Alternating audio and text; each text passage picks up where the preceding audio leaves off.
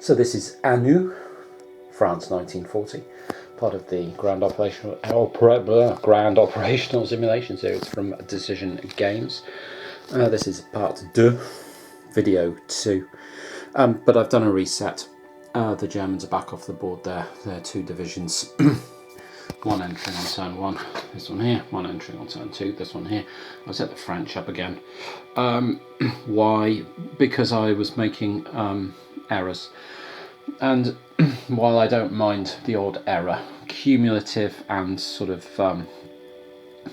serial errors start to annoy me, and I think the longer you play, you just end up with a game based on, you know, multiplying the effects of the mistakes you've made rather than actually playing the game. So I thought while I was early on in the game, I'd sort of turn around and reset. I thought it would give me a chance to place the French rather more sensibly than I had done first time round, where I'd made I hadn't done a very good job of understanding what the Germans' entry would look like. And yeah, so what errors were we making? Well, this German group that moves on turn 1 should only have 8 movement points. I've got someone on Board Game Geek to thank for pointing that out. There are also some fairly severe restrictions on the use of road movement when any German reinforcements enter the board. In fact, when any reinforcements enter the board. I'm finding the passing of those rules actually quite challenging. It says something like, if you enter using road movement, no more than one battalion from the same division may occupy a hex. What does that mean? I mean, you move units one at a time anyway, so that doesn't mean anything. Or is that some new stacking limit for the division as it comes on, or is that in the notional off-board hexes? What does it mean? I have actually no idea what it means. So it says, and pays 1 movement point and each unit, and pays 1 movement point for any unit entering the map ahead of it. So just passing what that means. What does it mean that only 1 battalion can occupy each hex? These aren't in hexes, these are off board. I mean, so where does that 1 battalion limit?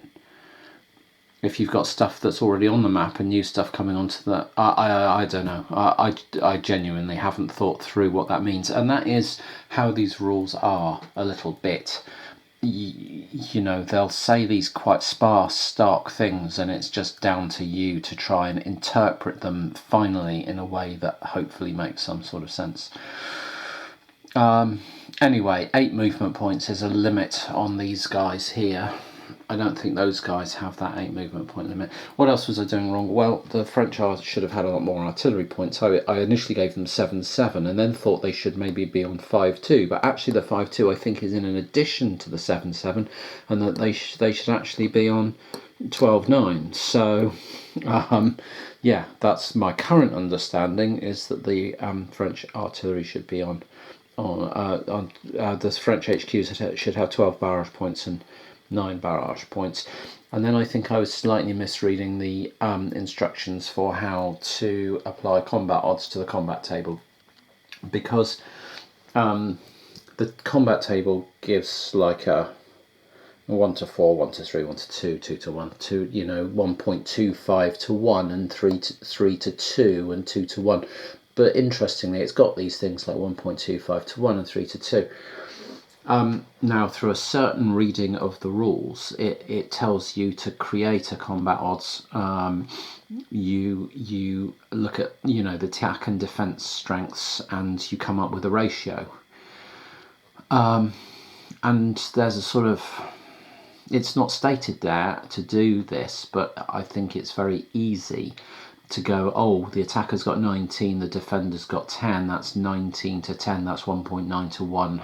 Do I round that to 2 to 1, or what do I do? Because the rounding rule says we round to the, you know, whole numbers, and it says, you know, round up. Basically, it says, unless the rule states otherwise, round fractional numbers up to the next whole number. And so you'd say, well, if you've got 11 against 10, that's 1.1 to 1. That would round up to 2 to 1. But I've read it and reread it, and actually if you've got 11 to 10, your ratio isn't 1.1 to 1, which you round to 2 to 1. Your ratio is 11 to 10, and then you look down the line for the ratio that is closest to 11 to 10 without being above it. So you look for the next lowest, which would be 1 to 1.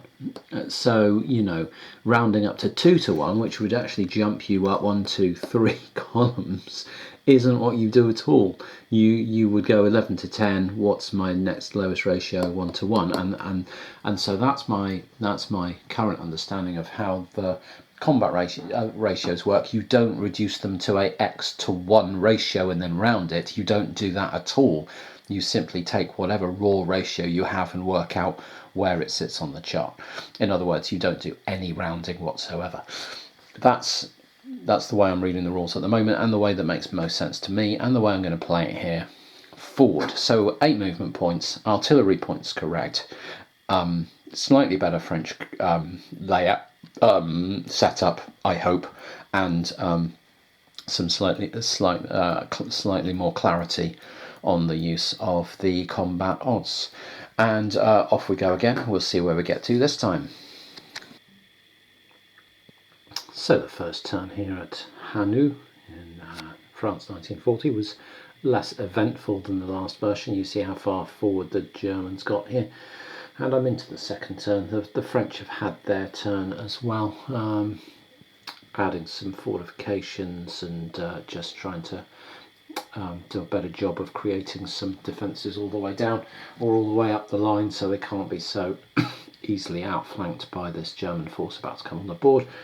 A couple of prepared assault markers on here.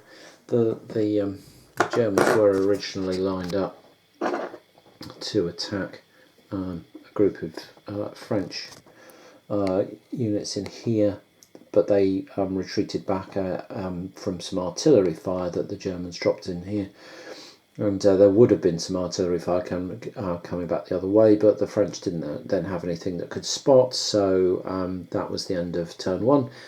And yeah, we're into turn 2, the PM turn of the first day, with some prepared assault. This sort of group is going to drop in here. This group will drop in here, and they're planning to assault into there, where the HQ is rather exposed, unfortunately. So yeah, and we'll see what we can do bringing that group on, and what other interesting looking moves we can make with the rest of these. So yeah, that's where I'm at. Turn 2 underway. Alright, well, here's a tactical blunder by the Germans. We had a prepared assault ready to go into this hex here, and we, along with other parts of the front, we decided to drop some airstrikes in, since we had loads of air points available, and we thought we could soften them up. And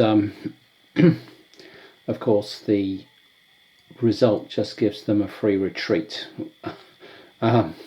So instead of softening them up, what's happened is that they've taken 1 casualty and said, oh thanks, we can now run away from your incoming attack, and take an artillery shift. And you say, well, yeah, they've got prepared, but only one of these 2 stacks can follow them in, because they'd be overstacked in here. So we've just halved the strength of our attack, because only one of these stacks can follow in, and now we've got, whereas we had 2 stacks and 38 factors attacking, now we're going to have 1 stack and 19 factors attacking. So that's interesting, in that, artillery, you shell things prior to an assault, and you just let them move away from the assault. Yeah, so not very good way of getting to grips with the enemy, air striking or shelling them, because they just leave. They leave before you've assaulted. That's quite interesting. So yeah, something to think about there is, as an attacker, do you bother with artillery? Is artillery defensive? You know, is that softening up incoming troops? But I don't see. I mean, sure, you can. What they've done is forced the artillery has forced the French off some prepared positions. Up here, they've lost their dug-in positions, and in here they've lost their dug-in positions simply because the Germans had air points to use, and they might as well have dropped air points on them. But the French are just going to rebuild them again. And they haven't taken any losses. So yet to sort of find a way that in this system that you know, to generate some advantage, really. But it's it's fascinating. So now we've done we've done air strikes, and now we're on to French air and artillery. I think the French now get to do the non-active player conducts artillery and then air missions. So you know, the French player will now drop, for sure, is now able to drop a 6-point artillery strike into here, and you know, that's that's going to be interesting. So we'll drop their artillery down by 6, and I'll work out the modifiers and come back and see what the the outcome of this is. Okay, so the French artillery strike that went into this set of units here, the 2 Panzer battalions and some engineers trying to attack. The modifier for the attack was a +5. I was using this red dice to keep track of the overall modifier for it. They rolled a 9, the best they could get. That was a 14 total on the chart, and that's just a straight 2 result, which is a conundrum for the Germans now. So if they want to continue with this prepared assault, they would have to roll a proficiency check using the worst proficiency of all their units. I think it looks like everything's a 7. So they would have to pass a proficiency check with a 7. If they passed, they would then have to take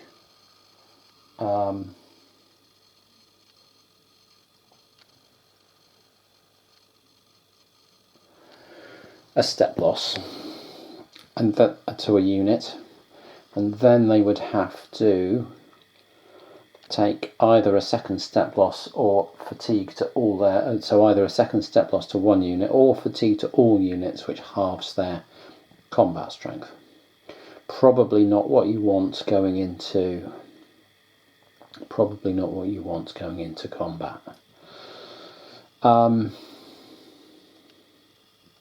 So there are some questions as to whether we want to just soak up these 2 hits on, say, you know, 2 relatively weak panzer companies and just push on with 6, 12, 13, 14, 15 attack, or whether we want to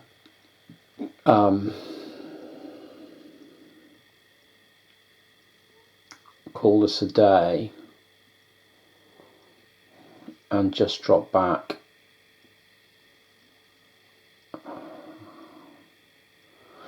because I don't think the 15 attack, you know, is going to be particularly impressive into that enemy stack. I'm not allowed to look as the German player at the enemy stack, but I know there's 3 units in there, and you know, 15 strength. Yes, we've got some armour, and yes, they've got an artillery shift. But I think they've probably got some armour as well. And no, I wanted my two stacks going in with my prepared assault, and this I don't want to add, you know, another mistake to the mistake of letting them retreat out of the way. So I think what I'm going to do is call off this attack and retreat, and so we can lose one hit by retreating a hex, and second hits are rounded down, and since there's only one left, we don't have to take it. So we don't have to take any hits, and we will just retreat back a hex, and we are going to end up in here. We're into turn 4 here, so the AM morning turn of day 2 here at Hannut, France 1940, and still experimenting with the systems really and the way the game works. So just so we're trying something different here. We've got the key elements, you know, the main armoured companies of Panzer Division here, lined up to go in on a prepared assault against this group here, and same up here, the other Panzer Division lined up to go in here, ignoring the defences. And we're going to try something different, because we're not going to precede it with any airstrikes or artillery strikes, because if they have any effect at all, they're just going to give the enemy that we want to engage the opportunity to withdraw. And that doesn't suit our purposes in either instance. So but we have also got some tactical assaults down, and again I'm trying something a little bit different here just to see how it works. But firstly we're going to throw some artillery in behind the tactical assaults, because this stack here is currently supporting this unit here, and will give him some advantages in combat. So if we could shift him back somewhere, that would help our attack here. Also similarly up here, we're going to try a tactical assault in here, just because it would be dangerous to be forcing that back and sort of opening a sort of gap up here in the French line.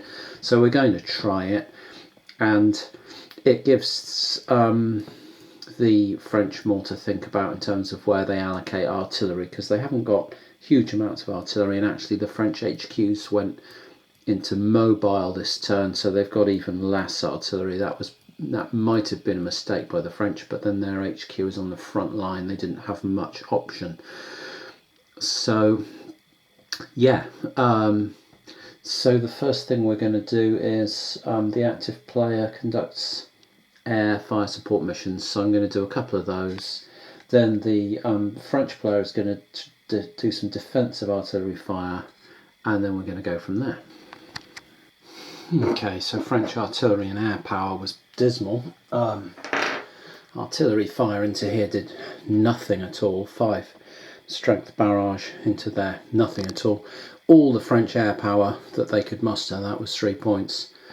Therefore put a 6 strength barrage into here and produced 1 artillery shift. Didn't cause any casualties or anything, or force the choice between casualties and calling off the attack. Nothing at all. So, but they did get an artillery shift. So let's have a look at one of these combats. The first thing we do is define the attack and defense. Because these two are both prepared attacks, they can combine into a multi-hex attack against this defending stack, which is what they're going to do. So the defender, the French here, pick their terrain, and they've got clear terrain with a village in it. So they're going to choose a village as the terrain. And that is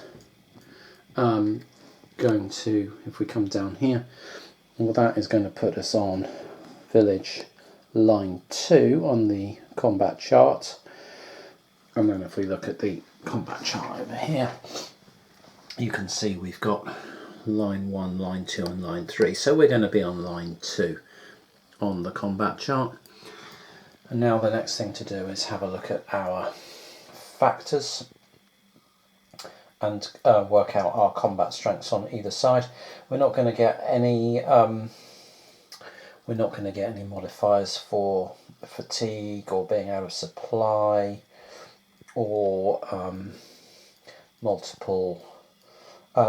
or step losses or combined arms, failing to have combined arms. So I know there's AFE and infantry on both sides, so we can see here that the French have got 8, 9, 11 factors in there. And then if we go through the Germans, I think they've got 19 in each of these, because they've got a 3, a 6, a 3, a 6 and a 1. 3, 6, 3, 6, 1, so that's 19 in there. I think it's going to be exactly the same in here, 3, 6, 3, 6, 1 in here. So there we go. So that's all set up there so that we can see all the counters that we're dealing with. I could have moved them off map, but so we've got 19 at 38 into 11. And my reading of the rules, as I think I said before, is that we don't reduce that down into an X to 1 ratio. We keep it at 38 to 11, and then we look for the line on the chart that's the next the next one not higher than 38 to 11, and obviously 38 to 11 is 3 to 1 in normal parlance, but it's not 4 to 1 because that would have to be 44 to 11. So we know we're at 3 to 1. We're on column J here, so we'll just mark that with a red marker there. And then we look for some column shifts. So our column shifts are attackers. It says in PA mode, and that gives you a 1 right. And that's interesting because we've got 2 columns in PA mode. So does that give us 2 column shifts? 1 for each, or and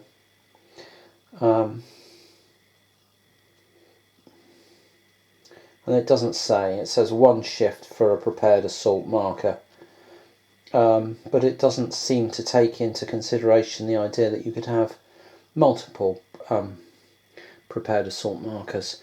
But I'm going to assume that's 1 shift,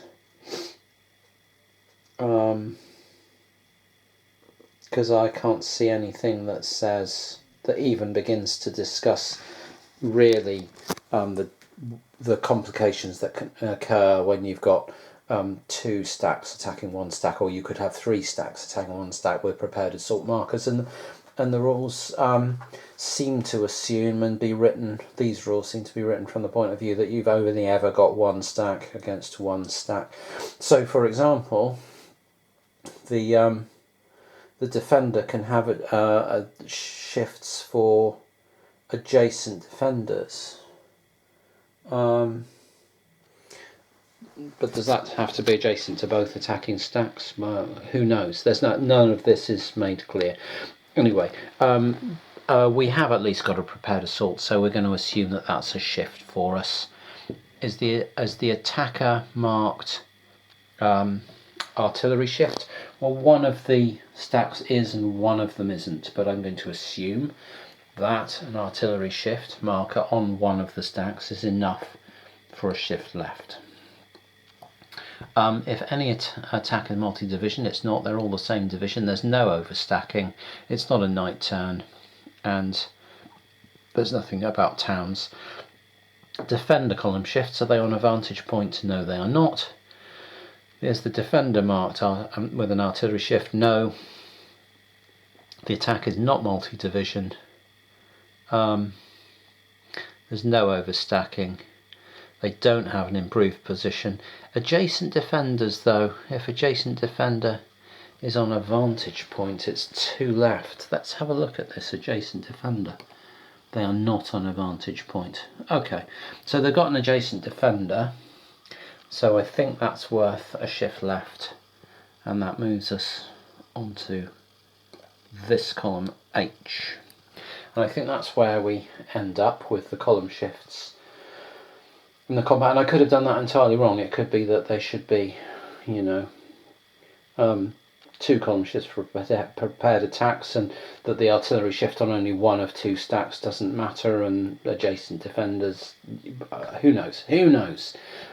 It's all a little bit woolly, but the best I can do is make what seem to be reasonable interpretations of the rules, and that is that we end up on wherever we were, column H. So now we look for modifiers, and these will be modifiers to the percentile die rolls that we're going to make for each side, but there will be one modifier that applies to both. Positives are good for the attacker, negatives are good for the defender, and when they roll out results, the attackers want as high as possible and the defenders want as low as possible on their percentage die rolls. So we should have nominated a lead unit for proficiency and a lead unit for armour for either side, so we'll do that now. So the lead unit for proficiency for the French will be the 7-7, and the lead unit for armour will be the AFVs. And on the German side we'll go with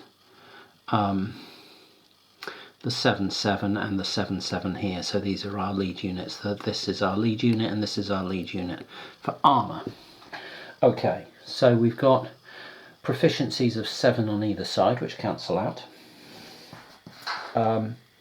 Then we've got nothing in combat reserve. Regimental integrity bonus. Again, these rules are really complicated, but I think that the German player can have regimental integrity bonus.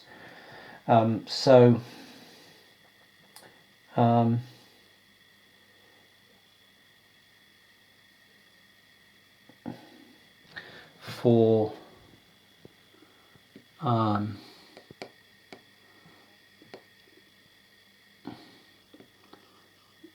these units, I think this battalion and this battalion, 1st and 2nd Battalion of the 5th Regiment, I think they get it, and I think 1st and 2nd Battalion of the 6th Regiment get it, so I think they're going to get +1, +2, +3, +4 bonus here, although there's a maximum of 3, so that I think they're going to get all 3 regimental integrity bonuses there, because but again, I don't know if the rules are written in such a way that it takes into account multi-hex attacks, but I'm going to have to give the Germans +3 because they've got a bonus of 2 as far as I can tell from each hex, and the reason I can't tell is because the rules, the way they're written, say that to get a regimental integrity bonus you have to be a type of personnel unit, which none of these are apart from the engineers, be a battalion with at least 2 steps remaining and belong to the same regiment as the other battalions used to generate the RIB bonus. But then it says down here, the German player may substitute 1 German AFV company for 1 infantry type, and then it says each German Panzer battalion and its companies may be treated exactly like a regiment for the purposes of generating bonuses. What does that mean? I mean, I find that sentence almost impossible to pass. Is it the battalion or is it the individual companies? Are those companies, are the companies being treated like a regiment, or are the battalions being treated by a regiment? Because that's 2 very different things. If you've got 2 companies they would be generating pluses for each unit, whereas if it's 2 companies that form a battalion, then you need 4 companies instead of, I mean, it just doesn't make any sense whatsoever. So anyway, I'm going to give them the +3 because as far as I'm concerned, they've got 2 companies forming a battalion, and they've got 2 companies forming a battalion, and therefore they've got 2 battalions of the same regiment, and that's worth a +2 as far as I can tell. But really it's double Dutch. So that's a +3 maximum. Okay. Armour anti-tank bonuses. So the Germans have an armour factor of 3 and the French have an armour factor of 4, and that's 1 difference, and that's a -10 for each point of difference, so that's a total of +5.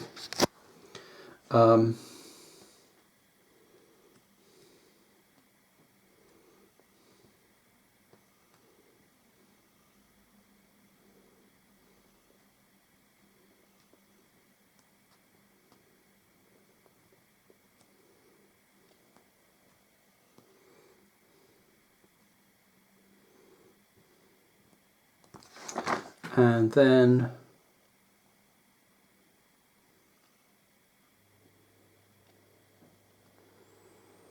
each side rolls a 2d10 as percentile dice. And I was just checking here because there's something about the defender player selects 1 terrain feature and applies the below terrain modifiers to the armour anti-tank total. So they could select woods or rough, forest or town. But they can, as far as I know, they could also select the fact that there's open ground around and use that to modify the armour total, which is what they'd want to do, because they wouldn't want their 1 anti-tank superiority reduced to 0 by the fact that there's a village there. So yeah, so we're rolling percentile dice with +5s on column H is the upshot of all this. So the Germans roll 2 dice, the blacks are 10s for the Germans, and they roll a 14, which is a really, really horrible roll. And I'll just pop that over there, and we'll roll the French. They are looking for a low number. The blues are 10s for the French because they have blue counters. And they roll a 0-8, and that is an absolutely amazing roll for them. So that has gone very, very strongly in the French favour. So now we're going to look up the results on the table on line 2 here. So we've got a 14 and the Germans had a +5, which makes 19. And line 2, you can see here we go down until we find 19. 19 is too low to even be on the chart, and the German attack has done nothing at all, absolutely nothing. And then we go down here and we add 5 to the French result of 8, and they have a 13 down here, and you can see 13 is there's the 11s to 16 column, and that's 2 discretionary and 1 mandatory. So the German attackers take 2 discretionary and 1 mandatory. So the mandatory has to come from the lead unit for proficiency, and that was this Panzer unit here. So he takes a step loss. And then we have to look at what those 2 discretionary results are going to do, and I need to look at that and come back. Wrapping up our combat here, the rules say that a discretionary hit can be satisfied by one discretionary hit can be satisfied by 1 hex of retreat by all units. So presumably that means that both all the units involved in the combat, not not on a individual hex basis, but all 10 units there have to retreating 1 hex satisfies 1 discretionary hit. So and the maximum retreat distance for leg units, attacking leg units, is 1. For mech units it's 2. I'm not sure how you tell the difference between leg and mech units, to be honest. I assume leg units have a much lower movement allowance, but I genuinely don't know what they look like or how you tell them apart. But I think it's fairly clear that these are all mech units. Oh no, I do know how you know. They've got wheels on, so obviously those have got pictures of AFVs, and the engineers have got wheels on, and that shows that they're mechanised. Oh, they're using mech. Okay, anyway, I think that means that both hexes of attackers, in all the attacking units, have to retreat 2 hexes, and that would satisfy their DOs. So we're going to do that, and that will wrap up this extremely poor combat for the Germans. Just rounding up then the combats here. Turn 4, the German part of turn 4. I haven't done the French turn. But the combined attack into here was successful by the Germans, and they've driven the HQ and the armour back, inflicting the first casualties of the game. This engineer unit taken out, and the French forced to retreat. But elsewhere along the line, what we learnt was that attacking in this game can be a very unsafe proposition indeed, even with good looking odds, 3-to-1 odds. You saw these two, this entire division, essentially the armoured part of a division, just forced back completely, nearly disaster there with the tweezers. Oops, knocking everything everywhere. But yeah, all these companies here, all combining to attack into a French force, which stood firm, albeit with some very good dice rolls for them, but standing firm. And the exploit markers up here that were on there in case the Germans got some good results, no use at all. Those units really with nowhere to go. I've got a feeling I'm cheating here slightly, or at least shortcutting here. I think there's a limit on units rather than counters that you can have with exploit markers. So that may count as 3 of my markers. I'd need to check that, but there are definitely limits on how much stuff you can have in with marked as exploit. Anyway, yeah, what we've learned is that combat in this game is pretty rough. There was a battle fought in here that saw the Germans pull back with casualties, and the French pull back with fatigue, and this extremely solid French defence in here, and then the Germans bully their way forward a bit here. But it's certainly not a game so far that shows signs of very one-sided and easy attacking or defending. I'm super intrigued by it. I really want to see what happens next, how you are try and figure out a way, or figure out how you are meant to force your way forward. Not quite got there yet, but super enjoying it. So I'm going to wrap this up here because I think some of it's been quite long, and drop back in after the French turn sometime in turn 5, no doubt.